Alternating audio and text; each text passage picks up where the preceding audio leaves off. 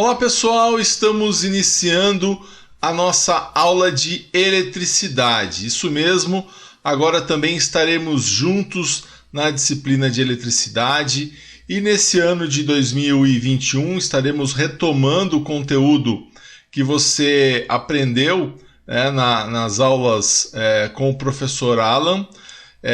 Antes da gente começar a falar de novos assuntos dentro da eletricidade, eu vou, nesta aula e na próxima aula, fazer um resumo do que vocês estudaram até agora, fazer uma revisão do que vocês estudaram com o professor Alan na matéria de eletricidade, para depois, então, nós darmos sequência aos estudos da matéria. Então, na aula de hoje, nós vamos fazer uma revisão, uma parte da revisão do que vocês estudaram, e na próxima aula também daremos sequência nessa revisão.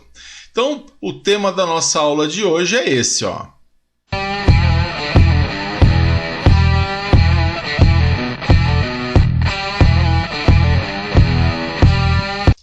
Revisão parte 1, da matéria de eletricidade. Nessa aula nós vamos rever alguns pontos importantes. O objetivo dessa revisão, então, vai ser nessa aula e na próxima aula que nós teremos, vai ser de revisar o conteúdo das 14 aulas iniciais da matéria de eletricidade, dando prioridade aos pontos mais importantes. Então a gente vai priorizar aquilo que foi de mais importante, aquilo que teve mais importância nessas 14 aulas. Nós vamos fazer uma revisão, vamos fazer alguns exercícios juntos para que você tenha aí, para você desenferrujar aí das férias, e também para que você tenha aí em mente, uma boa compreensão então desse conteúdo inicial.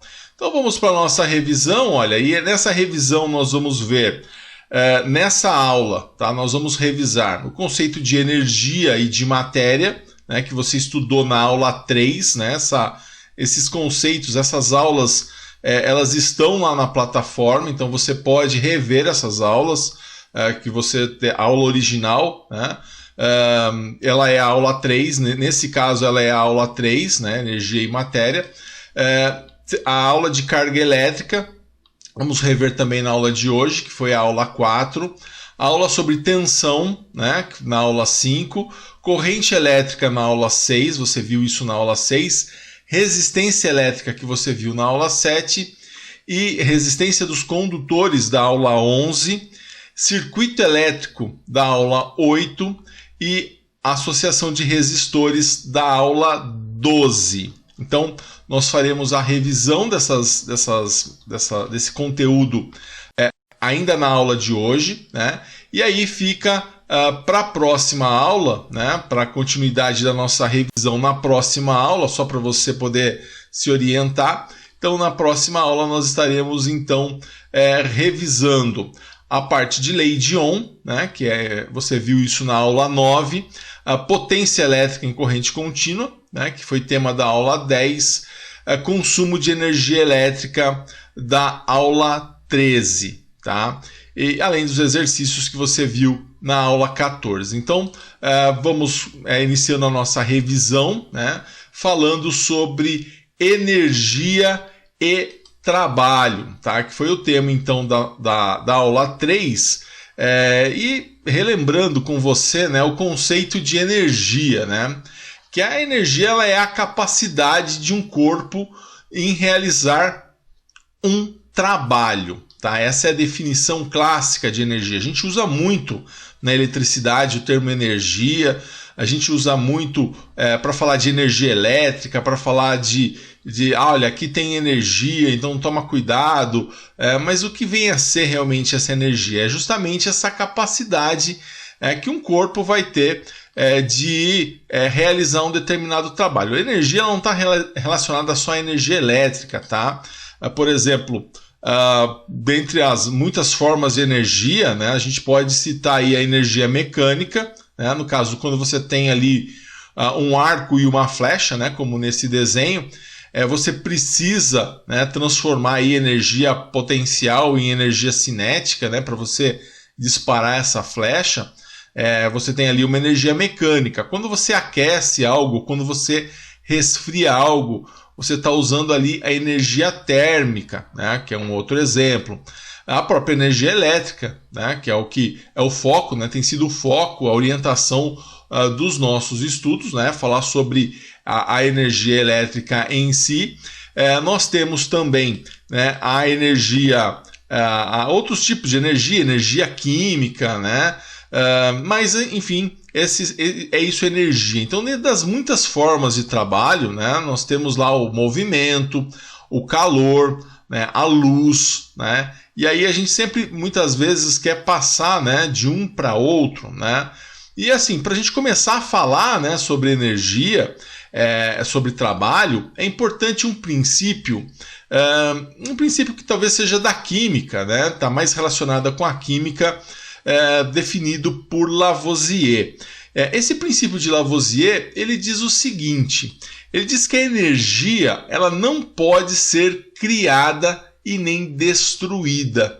Ela nunca desaparece, ela apenas se transforma, ou seja, ela passa de uma forma de energia para outra.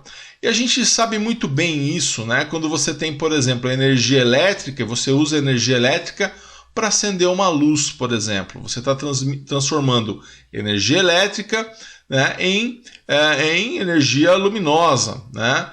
Quando você utiliza, por exemplo, num chuveiro, né, você tem ali a resistência do chuveiro, ela recebe uma alimentação ali de uma certa tensão, né, ou seja, de uma energia elétrica, e essa resistência ela vai esquentar e vai aquecer a água. Então você também tem uma transformação de energia.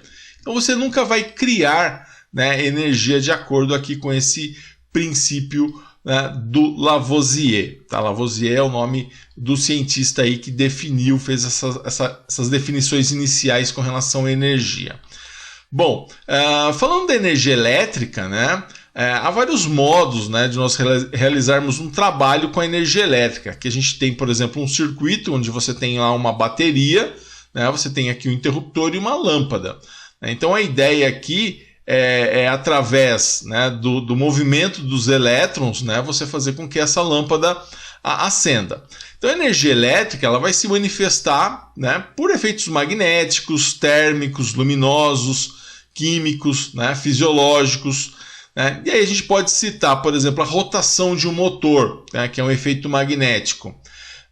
Você alimenta esse motor, né, você coloca energia elétrica nesse motor e a resposta, né, através da rotação do motor, ela vai acontecer através de fenômenos magnéticos que ocorrem nos campos magnéticos dos polos do motor. Então esse motor vai girar.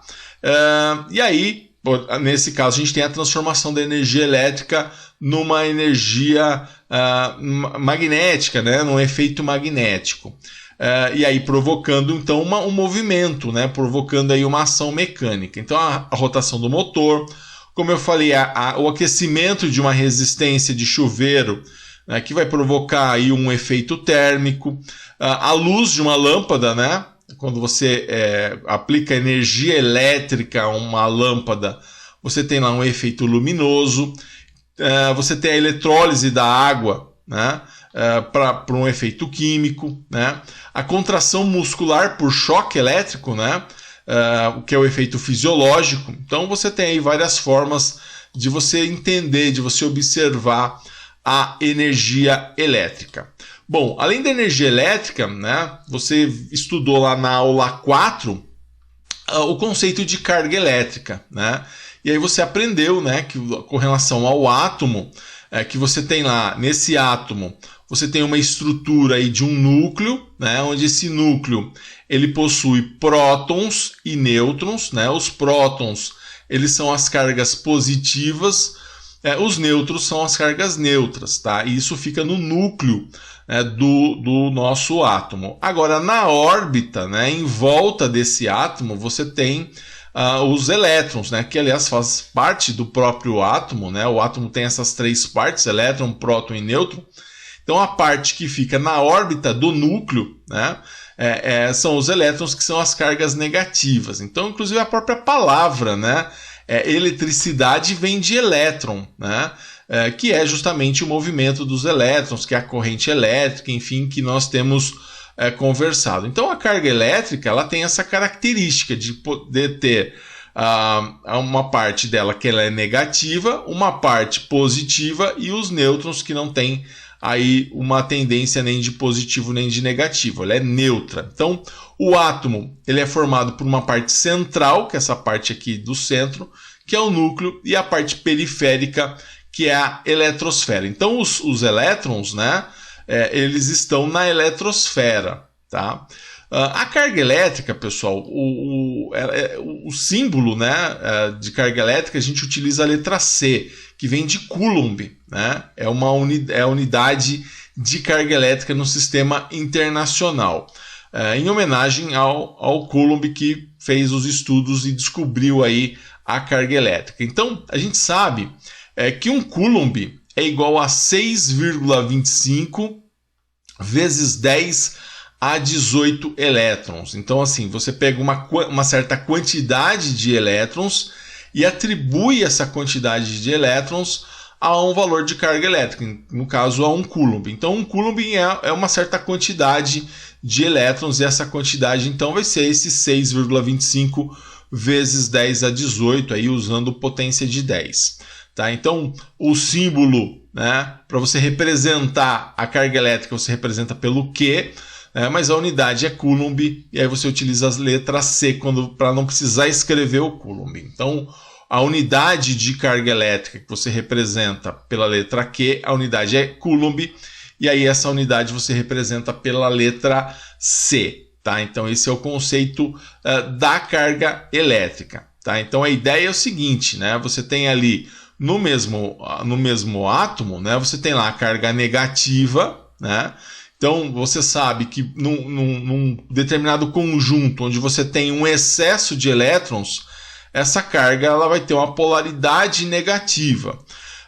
Quando você tem lá mais cargas positivas do que cargas negativas, então você tem um excesso de prótons, né, que é o nome da carga positiva, então ela vai ter uma polaridade positiva. Então é isso que vai definir os polos, né?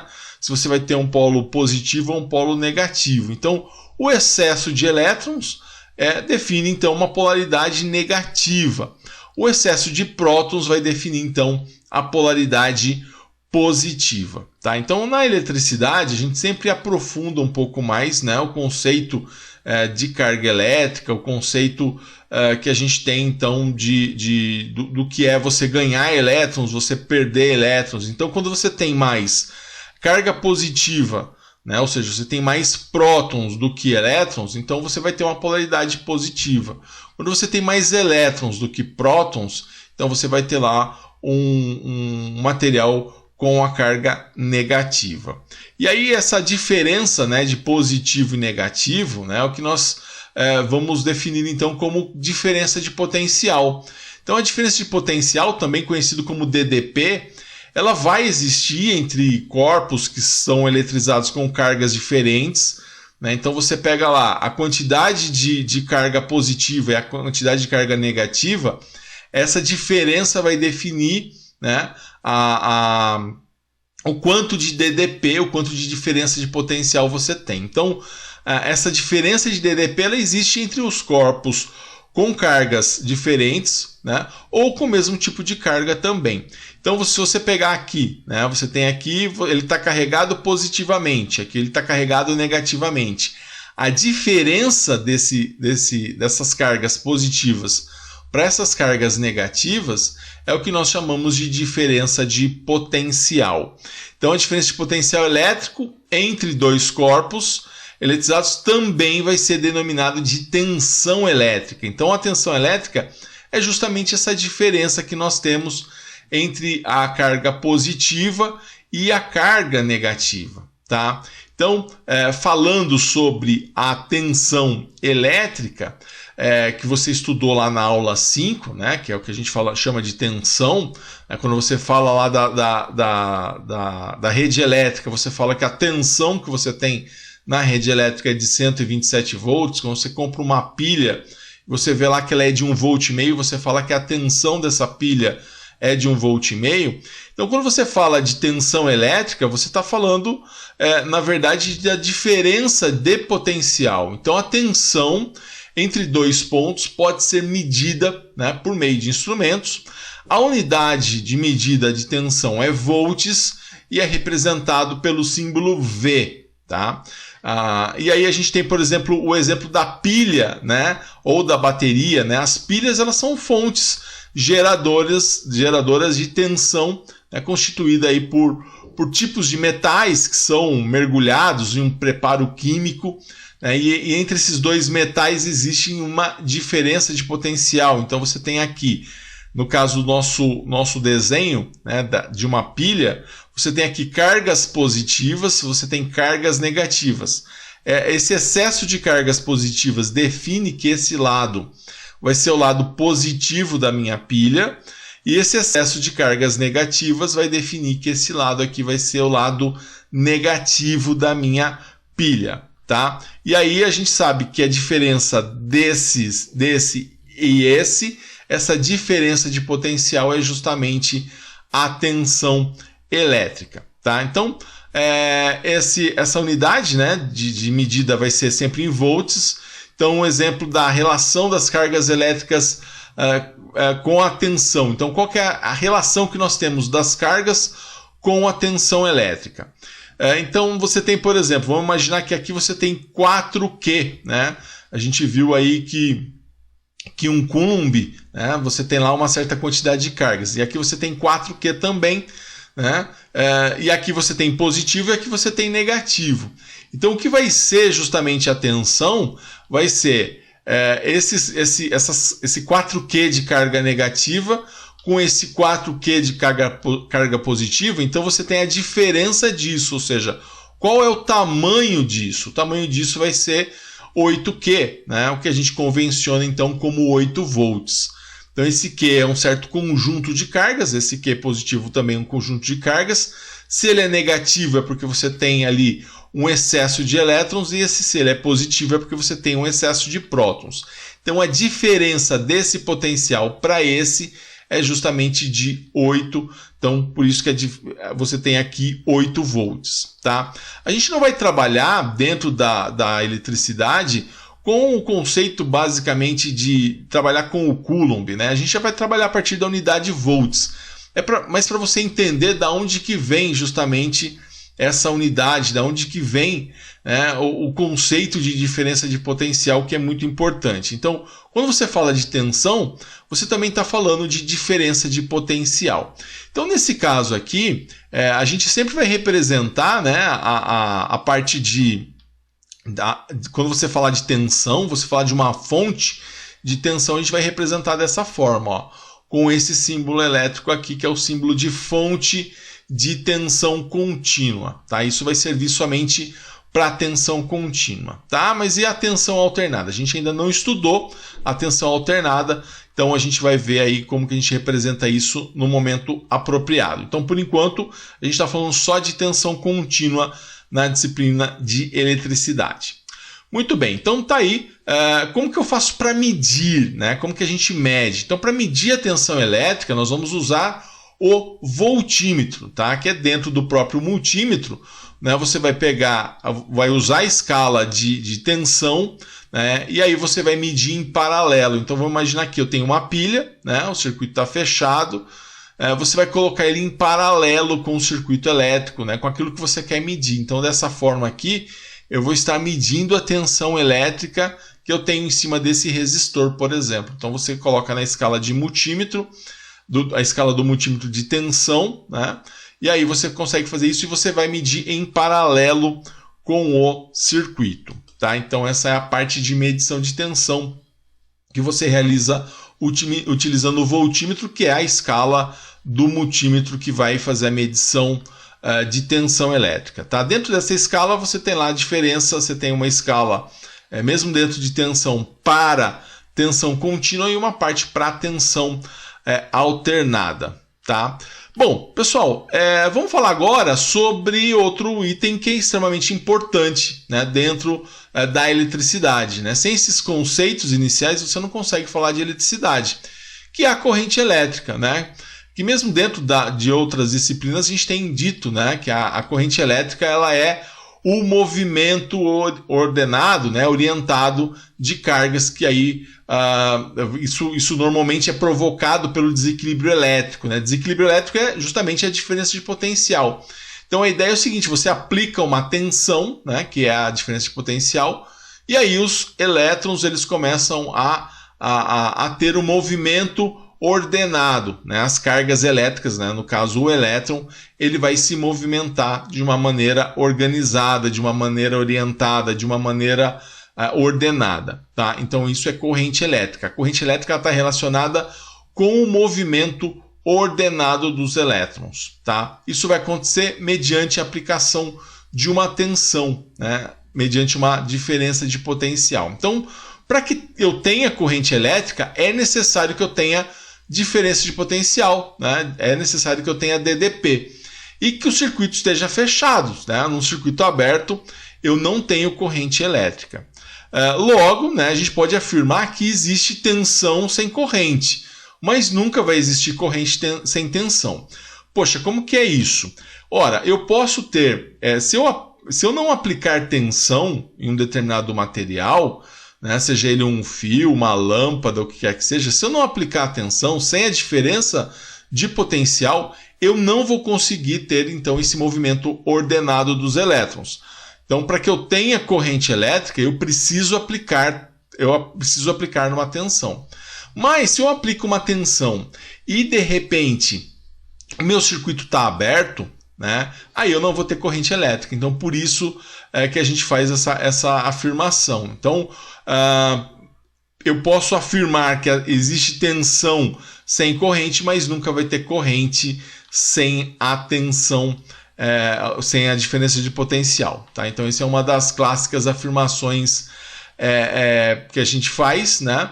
E isso vai acontecer, então, porque a tensão, né, ela orienta as cargas elétricas. Aqui a gente está falando do movimento ordenado desses elétrons.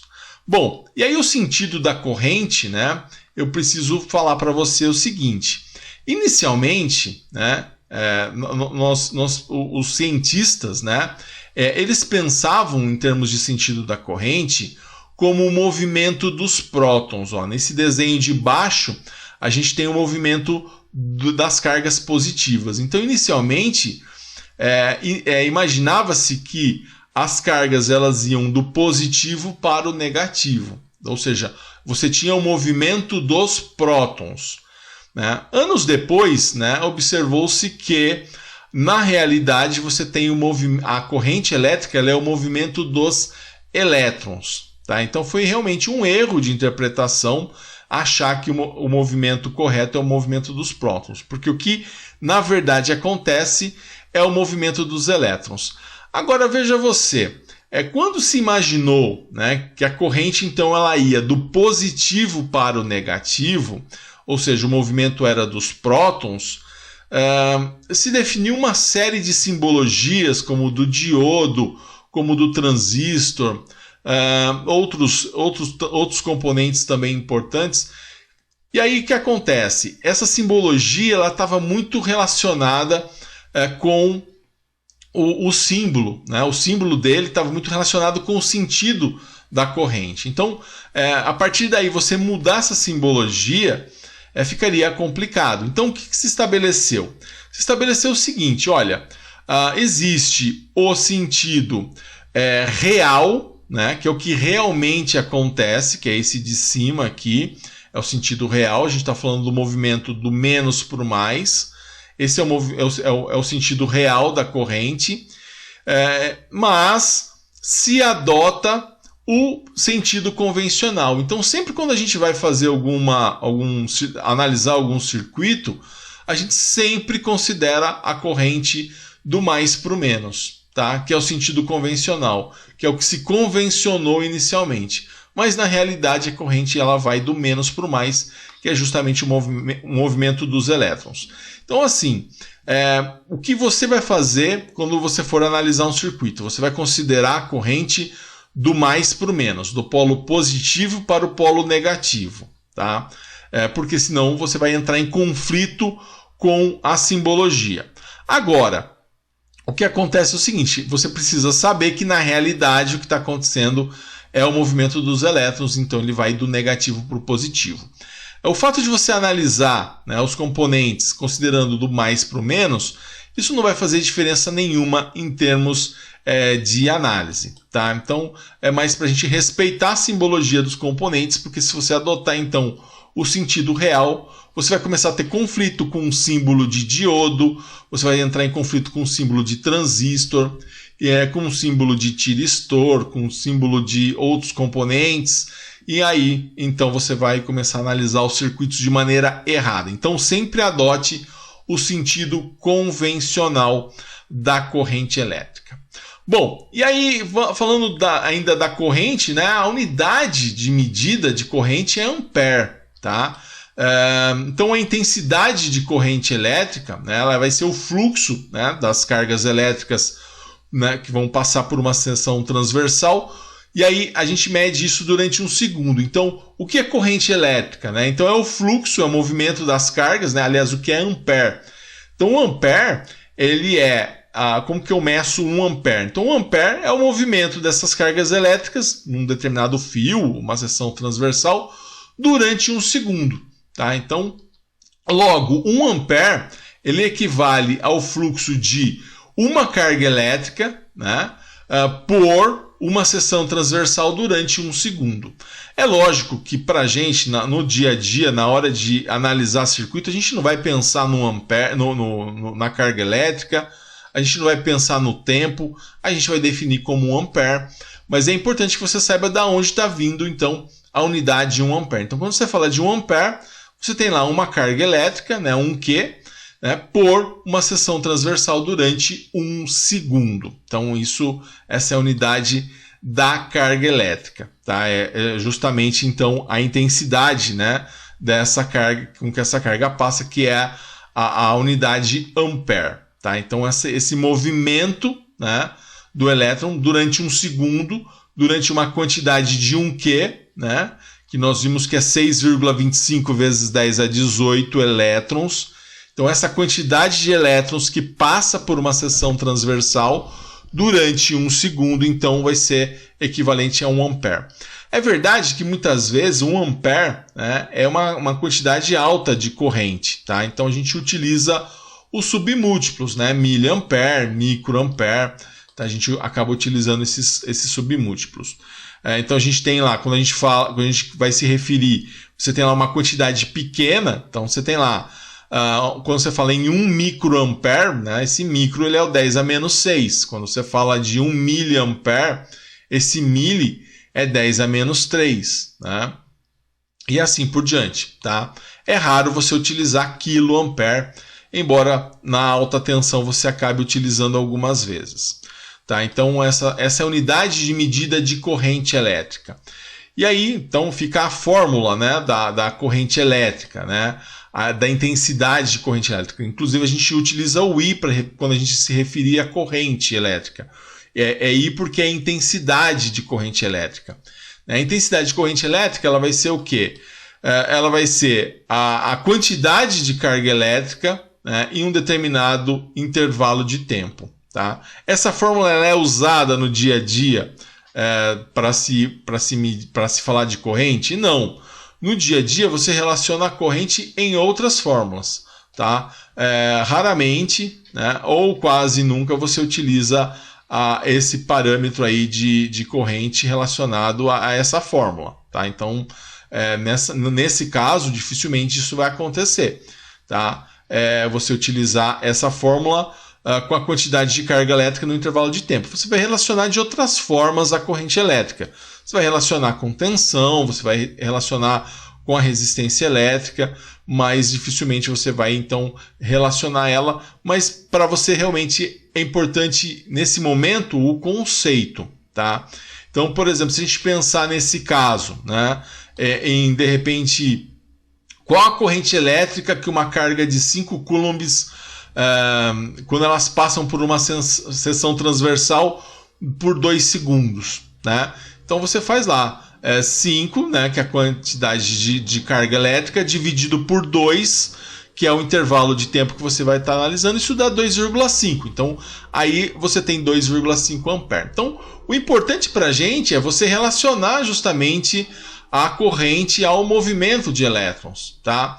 Inclusive, você fazer essa relação, ela te ajuda a compreender, por exemplo, como a gente faz a medição da corrente no amperímetro. Porque a medição da corrente no amperímetro, para você medir essa intensidade de corrente, você vai usar o amperímetro, que é uma parte do multímetro que vai medir a corrente. Ele deve sempre medir a corrente em série com o circuito elétrico. Tá? Então, olha só como foi feita a medição nesse caso. Você tem aqui a sua carga, a sua pilha, uma pilha, por exemplo. Você tem aqui a nossa carga. E para medir a corrente elétrica, nós temos que abrir o circuito. Nós abrimos o circuito por quê? Porque o movimento a corrente é o movimento dos elétrons. E para que ele faça esse registro, ele tem que passar pelo amperímetro. Ele tem que passar para que ele possa registrar. Então, a corrente, representando aqui que ela vai do positivo para o negativo, né? O sentido convencional. Então, ele vai sair do polo positivo, vai passar pelo amperímetro, vai registrar esse movimento do elétron e vai continuar aí o seu percurso pelo circuito. Então, nesse caso, né, para correntes baixas, a gente utiliza o amperímetro, tá? Na escala o multímetro na escala de amperímetro. Então, isso também baseado no conceito, né, que a corrente elétrica ela é justamente o movimento de elétrons. Então, para você conseguir medir esse movimento dos elétrons, então você precisa de alguma forma fazer justamente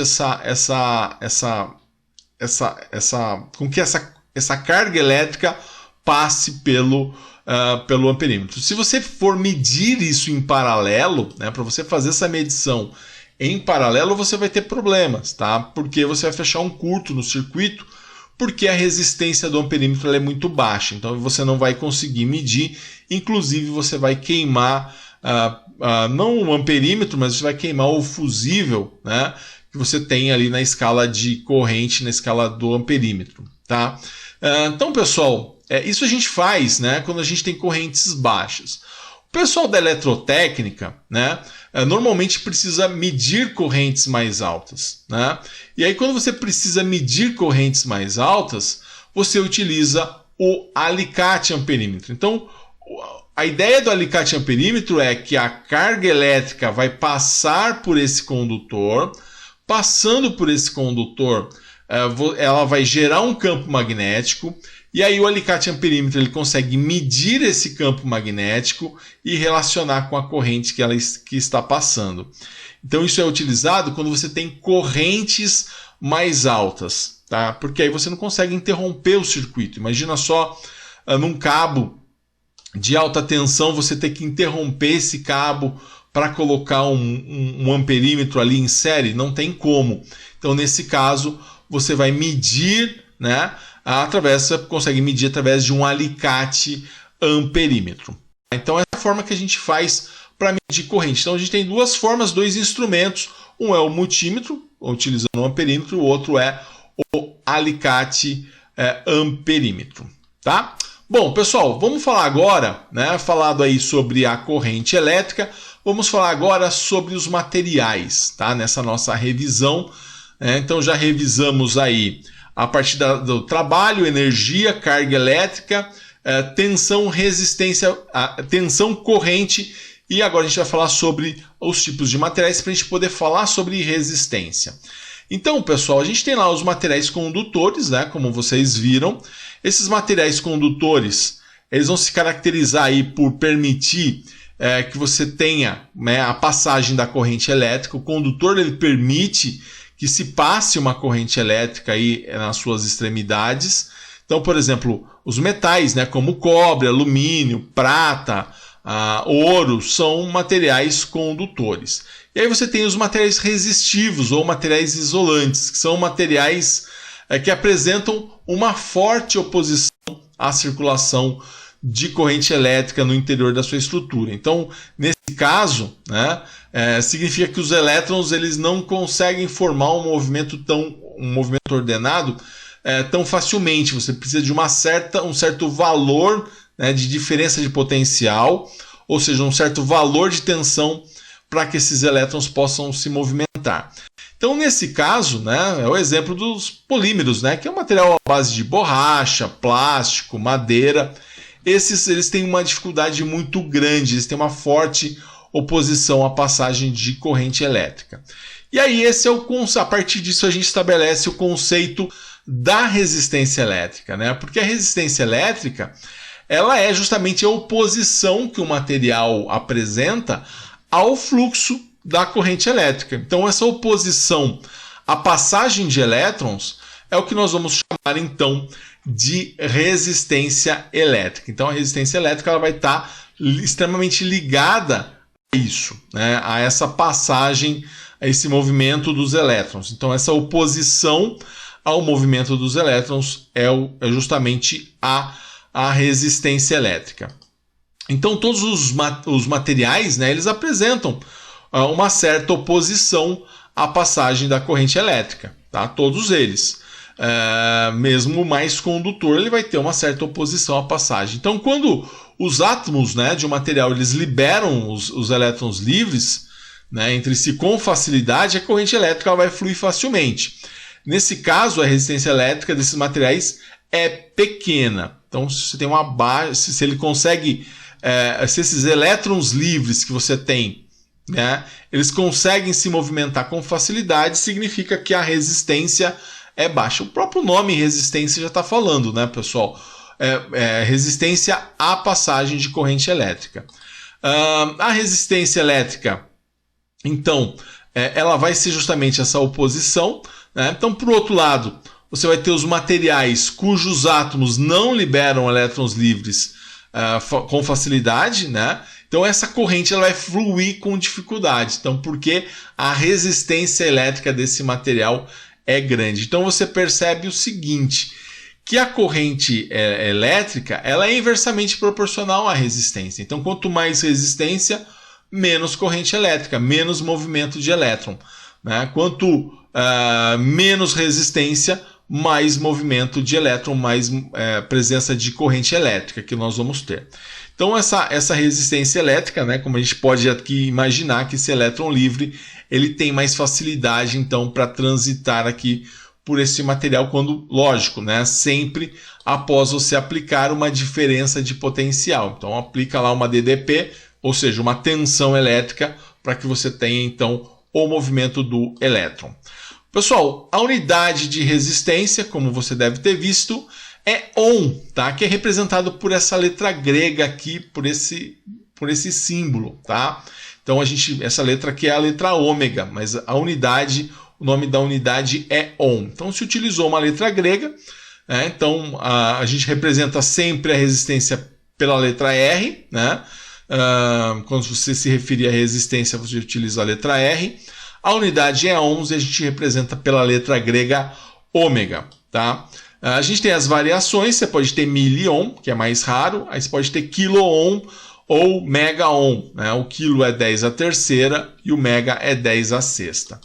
Então os resistores, né? Quando a gente fala de resistência, os resistores são componentes, né, que nós temos, componentes eletrônicos, elétricos, né, que são responsáveis para reduzir a intensidade da corrente elétrica em um determinado circuito. Então, esses resistores, né, que nós temos, aqui é um exemplo, né, um caso de um resistor, eles é um componente eletrônico, um componente elétrico para reduzir, né, a intensidade de corrente elétrica. Então, o resistor aqui a gente está falando dele como um componente. Então, esse aqui é o símbolo, né, do resistor. Tá? Então, a gente tem ele aqui com o objetivo de reduzir. Né, você utiliza sempre um resistor quando você quer reduzir a passagem de corrente elétrica. Então, é um componente específico. Então, ele vai ter lá um valor. Né, esse valor dado em ohms, tá? Quanto maior esse valor, maior vai ser a oposição que esse resistor vai ter à passagem da corrente elétrica, tá?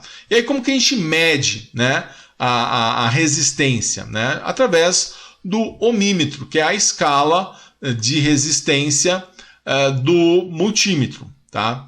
Então, para medir a resistência, você vai usar o ohmímetro.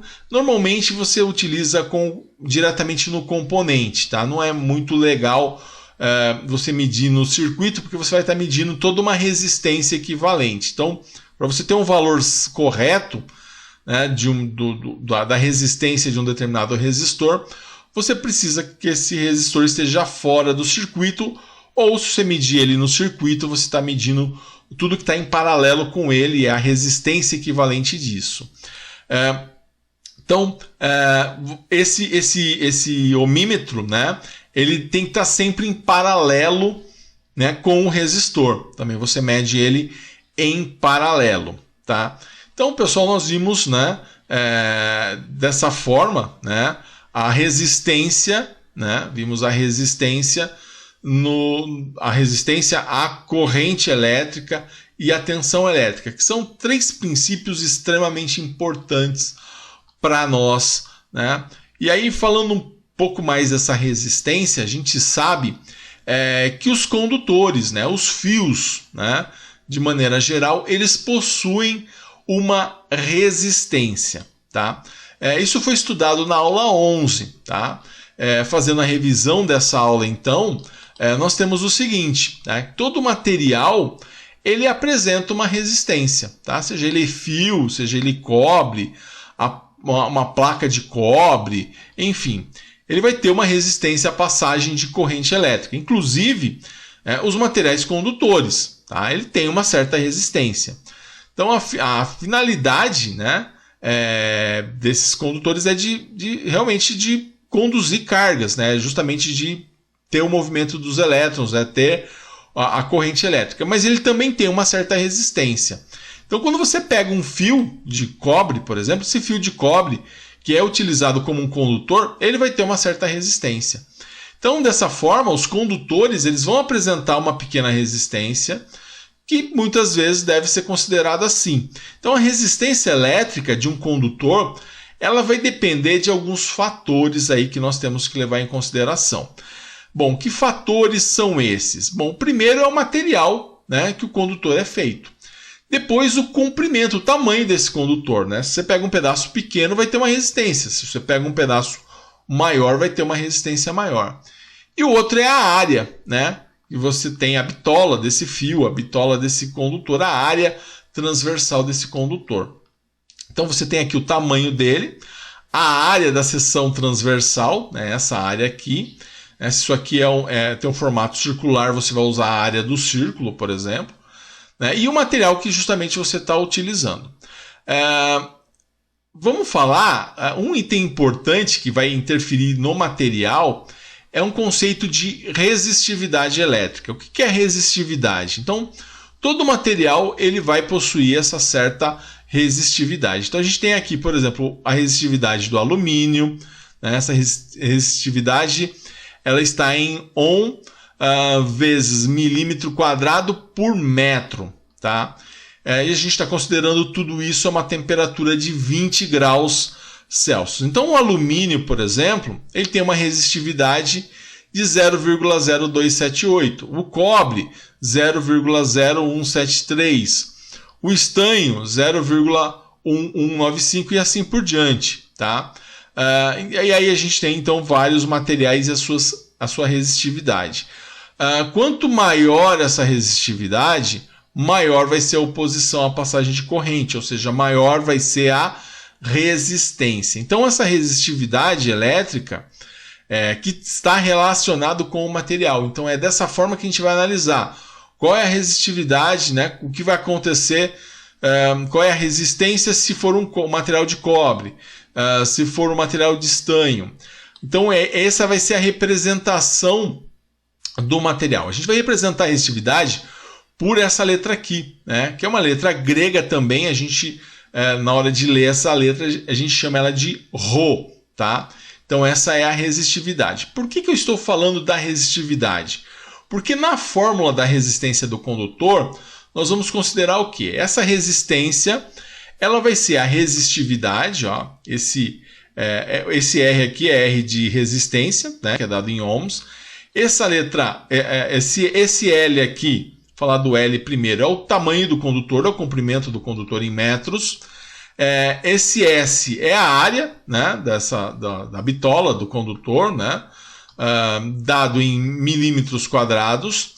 E esse ρ aqui, é a resistividade do material. Essa resistividade ela é justamente definida por qual material que você está utilizando. Então, como nós vimos na tabela anterior, né, nós vimos aqui nessa tabela, deixa eu colocar novamente para vocês isso aqui.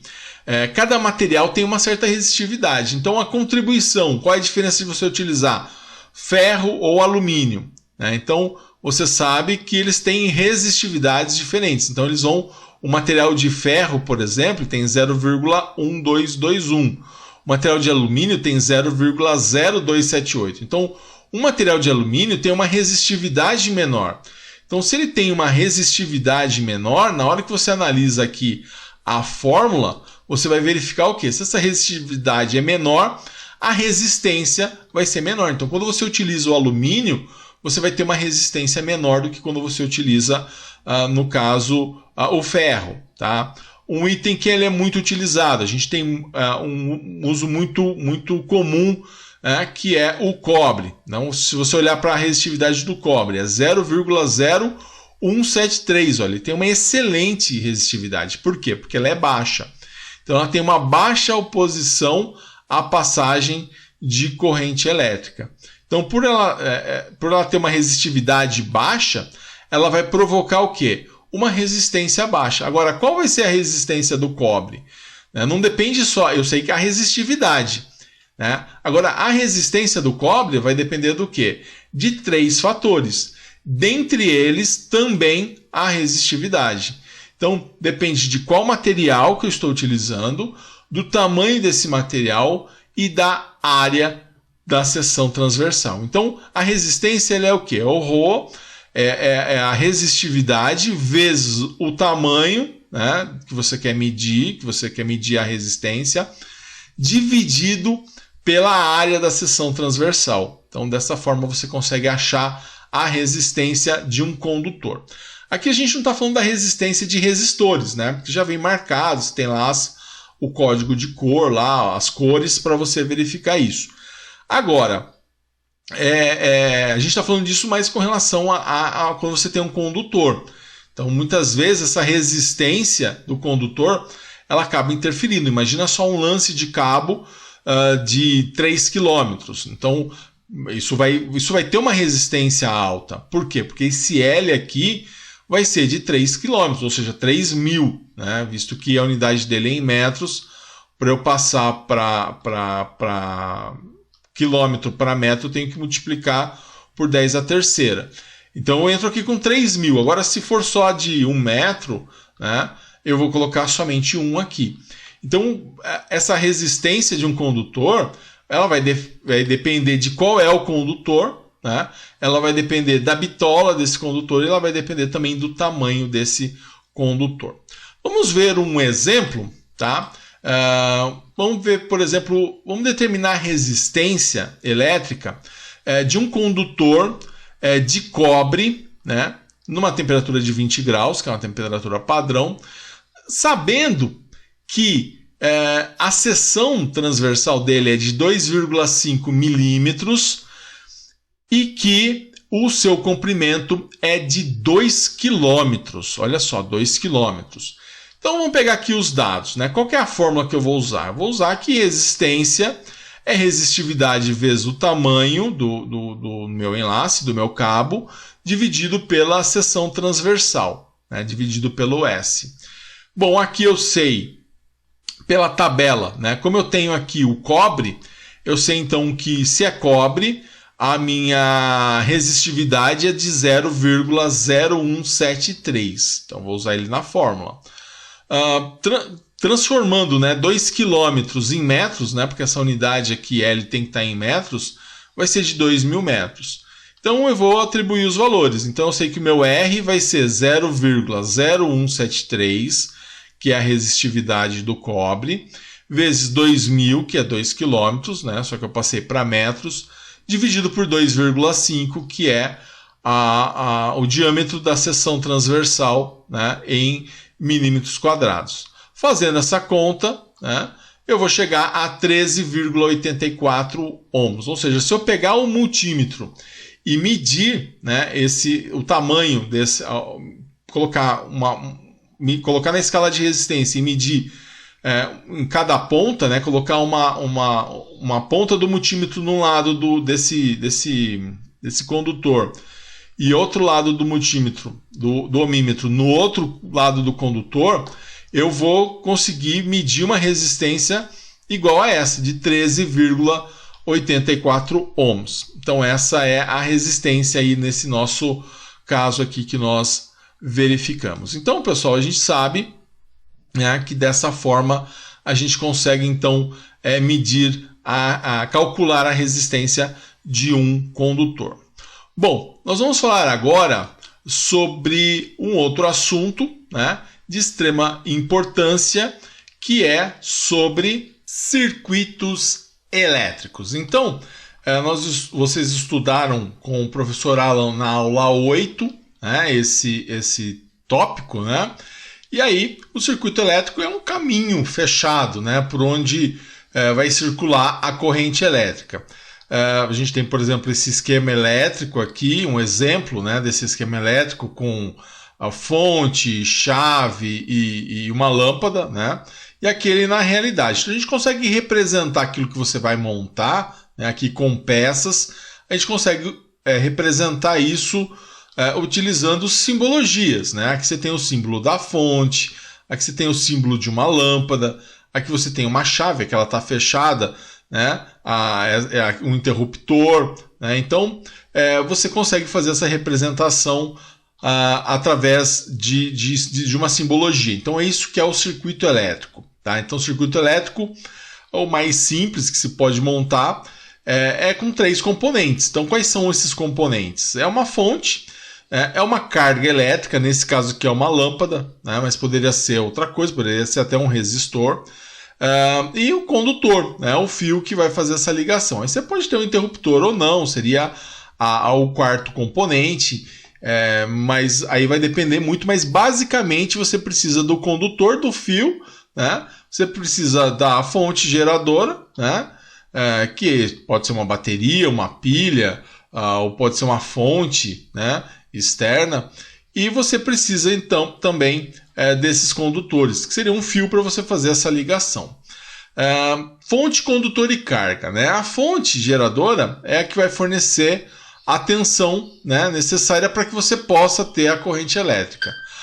O condutor, né, os condutores, eles são os elos de ligação, né, entre a fonte geradora e a carga, né? Ela que vai servir aí como um meio, né, de transporte, né, da corrente, para que você possa então ter essa corrente elétrica. A carga, ela vai ser um componente, um circuito elétrico que vai transformar, né, a energia que ela vai receber numa outra fonte geradora, né, num outro tipo de energia. Então essa energia, ela pode ser mecânica. Então, no caso, você pode ter ali um motor, né, você vai ter lá uma transformação para uma energia mecânica. Se você tem uma lâmpada, você vai ter uma transformação para uma energia luminosa. Se você tem uma resistência, você vai ter uma transformação para uma energia térmica. Se você tem um buzzer ali, uma campainha, você vai ter uma transformação para energia sonora. Então a carga, quando a gente fala de carga, é alguém que está recebendo, né, tensão elétrica e vai transformar isso num outro tipo de energia. Então ele vai receber energia elétrica e vai transformar isso em outro tipo de energia, podendo então ser, como nós falamos, mecânica, luminosa, sonora, térmica e tudo mais, tá? Bom, aí a gente pode ter um interruptor, né, que seria aí talvez um quarto elemento, né? Esse interruptor, a função dele é comandar, né, o funcionamento dos circuitos elétricos, porque você pode abrir o circuito ou fechar o circuito. Quando você abre o circuito, você interrompe.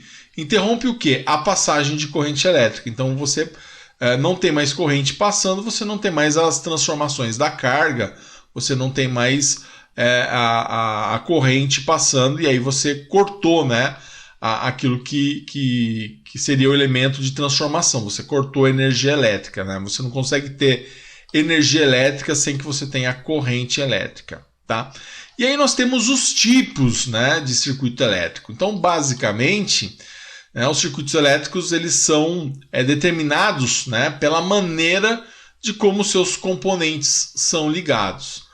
Então, assim, nós temos 3 tipos de circuito, né? Nós temos o circuito série, o circuito paralelo e o circuito misto. Vamos falar deles. O circuito série aqui é um bom exemplo de circuito série. Então eu tenho aqui, no caso, para carga, eu coloquei resistores. Então eu tenho aqui uma fonte, está aqui o elemento de ligação, o condutor, né, interligando aqui. E eu tenho 3 resistores, esses resistores eles estão em série. O que caracteriza um circuito série? Acaba um, começa o outro, acaba um, começa o outro. Eu costumo dar o exemplo da série de televisão, né? Quando você assiste uma série num canal de streaming, por exemplo, né? Acaba um episódio, começa outro, acaba um episódio, começa outro. Então, a mesma coisa a gente consegue associar aqui a um circuito série. Então, onde acaba um, o outro começa, onde acaba um, o outro começa. A característica do circuito série é o seguinte, né? Nós temos lá as tensões, né? E no circuito série, essas tensões elas se dividem. Então, aqui nesse caso, a tensão se divide, então a minha tensão da fonte ela vai ser igual à soma dessas 3 tensões. Ela vai ser o VR1 mais o VR2 mais o VR3. Tá? Então, esse VR1 ele se dividiu, aliás, esse V ele se dividiu em VR1, VR2 e VR3. Então, aqui pode ser, por exemplo, o meu V pode ser de 10 volts. Eu posso ter 5 no VR1, 3 no VR2, o VR3 eu vou ter 2, porque a soma dos 3 tem que dar 10 volts, que é a tensão da fonte, porque ela se dividiu entre os elementos. Mas isso vale somente se o circuito for série. Tá? Se esse circuito não for série, se ele for, no caso, paralelo, já não serve mais. Dessa forma, falando da corrente, né? Você tem a corrente que passa no resistor 1, você tem a corrente que passa no resistor 2, você tem a corrente que passa no resistor 3. E nesse caso, né, a corrente, né, que vai retornar, essas 4 correntes aqui que a gente nominou, ela vai ser a mesma.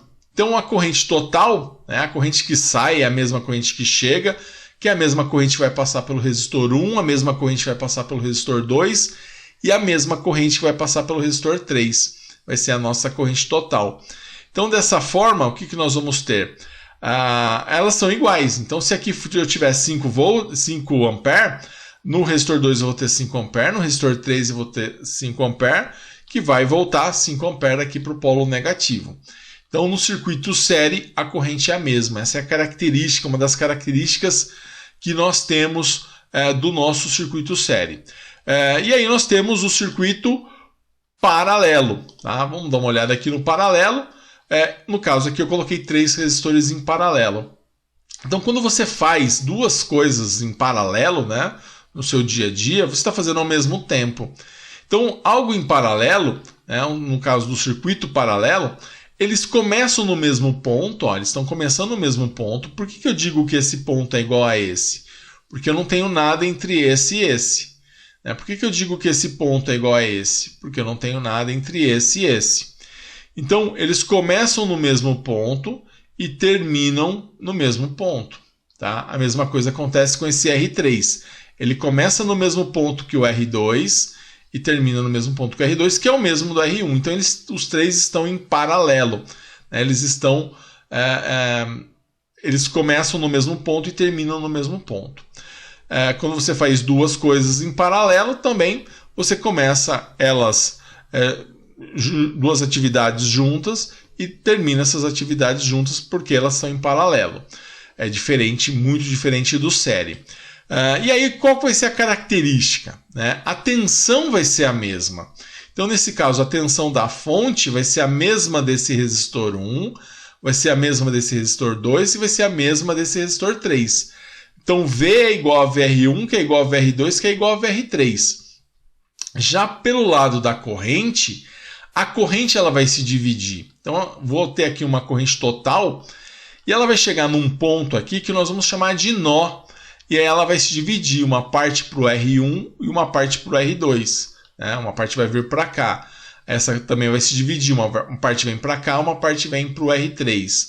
Então a corrente se divide. Então nesse caso, né, a corrente total ela vai ser justamente a soma do IR1 mais o IR2 mais o IR3. Então se aqui eu tiver 1 ampere no IR1, 2 amperes no IR2 e 3 amperes no IR3, a minha corrente total vai ser o quê? 3 mais 2 mais 1, 6 amperes. Então a corrente ela vai se dividir no caso do circuito paralelo. Então perceba o seguinte, é totalmente oposto. Enquanto no série a tensão se divide, no paralelo quem se divide é a corrente. Enquanto no série a corrente é a mesma em todo o circuito, no paralelo a tensão é a mesma em todo o circuito. Agora a gente vai ter uma mistura disso quando nós estudarmos o circuito misto. E aí o circuito misto ele é uma mistura. Eu tenho aqui um resistor, que é o meu R1, ele está em série com o paralelo de dois resistores. Ele está em série com o paralelo do R2 e o R3. Então nesse caso, eu tenho lá o meu VR1, eu vou ter o meu VR2 e o meu VR3. Nesse caso aqui, eu vou dizer o seguinte, que o meu VR2 vai ser igual ao VR3, porque eles estão em paralelo, mas aqui a minha tensão da fonte, ela vai ser quem? Ela vai ser o meu VR1 mais a tensão que eu tenho aqui nesse paralelo. Então eu vou dizer que é o VR1 mais o VR2 ou o VR1 mais o VR3, porque a tensão é a mesma. Mas se eu tenho um paralelo aqui, eu conto uma vez só a tensão. Então o meu VR1 mais essa tensão do paralelo vai ser igual à tensão da fonte. Tá? Em termos de corrente, eu vou ter aqui um IR1 que vai se dividir para IR2 e IR3. Então aqui nesse IR1 vai passar por ele a corrente total. Então o IR1 vai ser o IR2 mais o IR3. Então perceba que mistura, né, algumas coisas do circuito misto. Tá? A gente vai usar aí o circuito misto ao longo aí das nossas aulas, principalmente quando nós estivermos estudando aí um pouco mais para frente as leis de Kirchhoff, a gente vai sempre estar analisando um circuito misto. Bom, vamos ver agora um tópico que foi relacionado à aula 12, tá? Que é a parte de associação de resistores. Né? Então vamos falar um pouco da associação de resistores, que tem a ver, né, com o fato de você ter então um circuito em série e um circuito em paralelo. Na associação de resistores, as resistências, né, pessoal, elas podem ser associadas, né, de forma a formar um circuito básico. Então você pode ter um circuito gigantesco. Né? Você consegue fazer associação entre esses resistores e terminar em um único resistor. Né?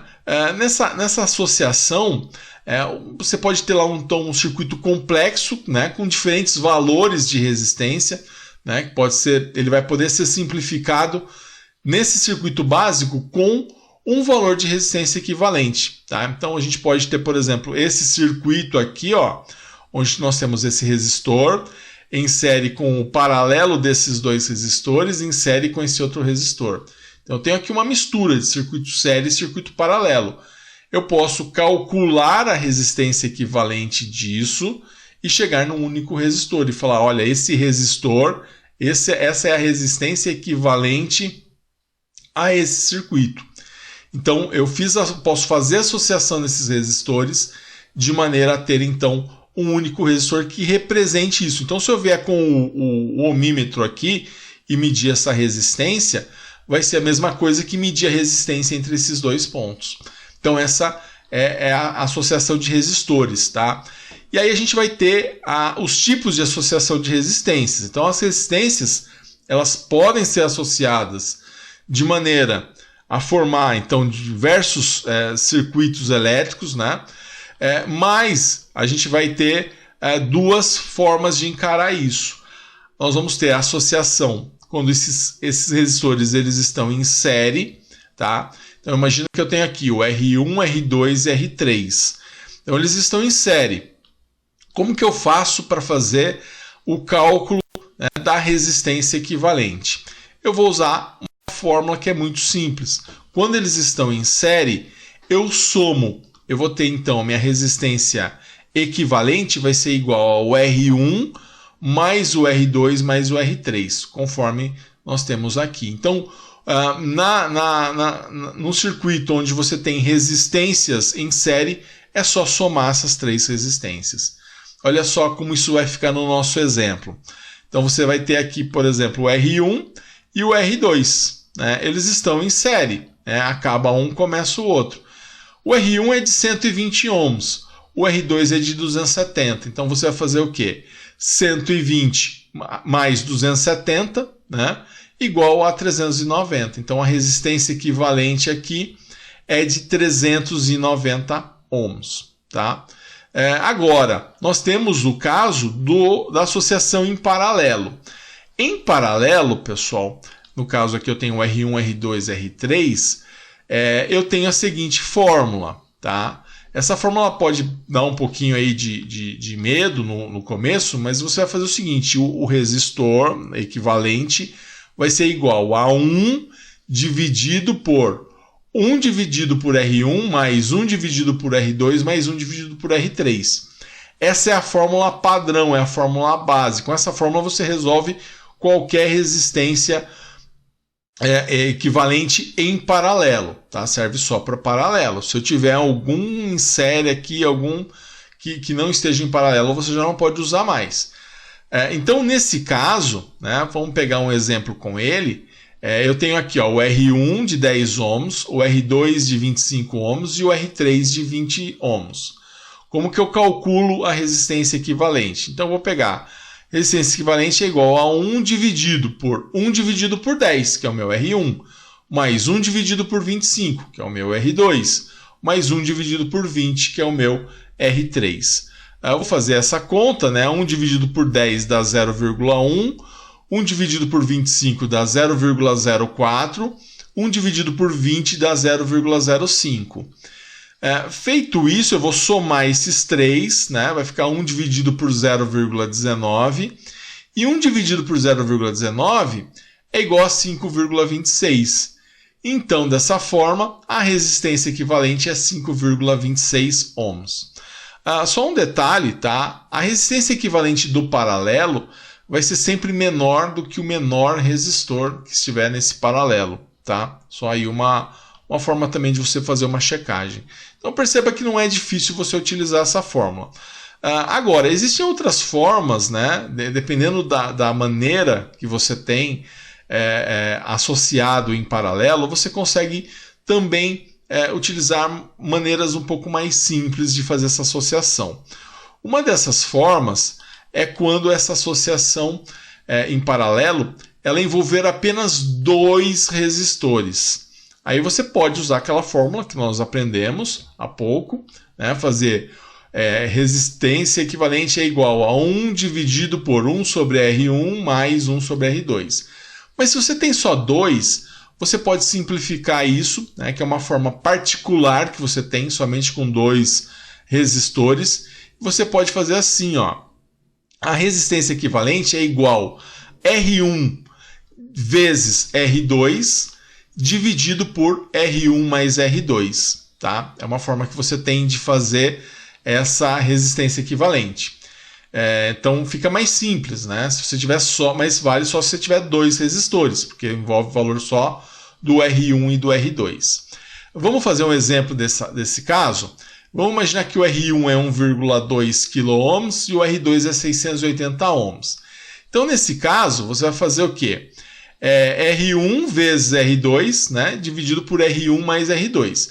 Então, nesse caso, eu vou pegar aqui o meu R1, que é 1,2K, né, é 1.200, né, já multipliquei por 10 a terceira, vezes 680, que é o valor do R2, sobre 120 mais 680. Você tem que tomar cuidado na hora que você vai colocar isso aqui na calculadora, né? Faz a parte de cima, depois faz a parte de baixo, depois divide. Ou então, Na hora que você quiser jogar tudo de uma vez na calculadora, você tem que colocar entre parênteses aqui o denominador, porque senão ele vai dividir só pelo 120 e depois ele vai somar 680. Você quer, na verdade, dividir por essa soma, tá?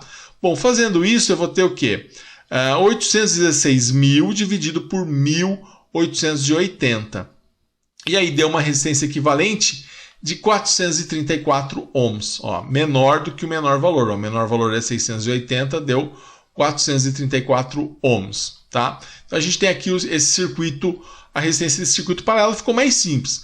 Mas, professor, se eu fizesse da outra forma, né? Se eu fizesse da outra maneira, daria certo também? Também daria certo. Tá? Então é só aí mais um recurso que a gente tem. E muitas vezes você fica entre dois resistores, né? Você tem que achar a resistência equivalente entre dois resistores. Então essa é uma forma aí que dá para ser utilizada e é bastante utilizada inclusive. Uma outra forma que nós temos, e aí é bem específico, tá? É se os três resistores forem iguais. Tá? Se esses três resistores forem iguais, e aí existe essa necessidade dos três resistores serem iguais. Então o que você faz? A resistência equivalente é igual a R, que é o valor dos resistores, né? Porque eles vão ter o mesmo valor, dividido por N, sendo que esse N é o número de resistores que você tem em paralelo. Poxa, como que fica isso? Então vamos imaginar que você tem aqui três resistores de 120 ohms. Então o que você vai fazer? Resistência equivalente é igual a R dividido por N. Quem é o meu R? É o 120. Quem que é o meu N? É o meu número de resistores. Quantos resistores eu tenho? 3 resistores, então eu vou dividir por 3. Então aqui 120 dividido por 3 igual a 40. Mas lembre-se que essa é uma forma muito específica, tá? Somente quando você tiver todos os valores iguais, o que é muitas vezes difícil de acontecer, tá? Então dessas formas a mais utilizada é aquela com 2 resistores, que é mais possível que aconteça, ou a fórmula padrão R equivalente é igual a 1 sobre 1 dividido por R1, mais 1 dividido por R2, mais 1 dividido por R3, e quantos forem, você vai acrescentando, então, lá na parte de baixo. Tá? Bom, e aí nós temos a resistência equivalente quando o circuito é misto. Né? E qual é a fórmula do circuito misto? Pessoal, para circuito misto não tem jeito. Tá? Então você tem aqui um circuito misto, você quer achar lá o valor da resistência equivalente, não existe uma fórmula, tá? O que existe é o seguinte, você vai fazendo aquilo que você está vendo que é série, aquilo que você vê que é paralelo, e aí você vai eliminando. Então nesse caso aqui, ó, você está vendo que esses 180 e esses 270, eles estão em paralelo. Então você vai resolver o paralelo desses dois, né? Fazendo lá R2 vezes R3 mais R2 mais R3, né? 180 vezes 270 dividido por 180 mais 270, como a gente viu, que é a fórmula do paralelo para dois resistores. Vai dar 48.600 por 450 igual a 108. Tá? Deu 108. E aí o que você vai fazer? Você vai redesenhar, ó, vou redesenhar, ó, daqui para cá. Eu redesenhei e troquei esse paralelo por um resistor de 108 ohms. E aí, quando eu fiz essa substituição, o que eu percebi? Eu percebi agora que eu tenho 3 resistores em série.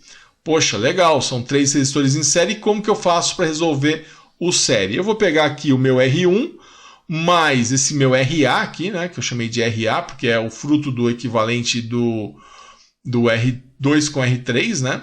Mais o R4. Então eu vou somar o quê? 560 mais 108 mais 1.200, né? Porque 1,2K, esse K é 10 à terceira. 1.200. Isso deu o quê? 1.868 ohms, tá?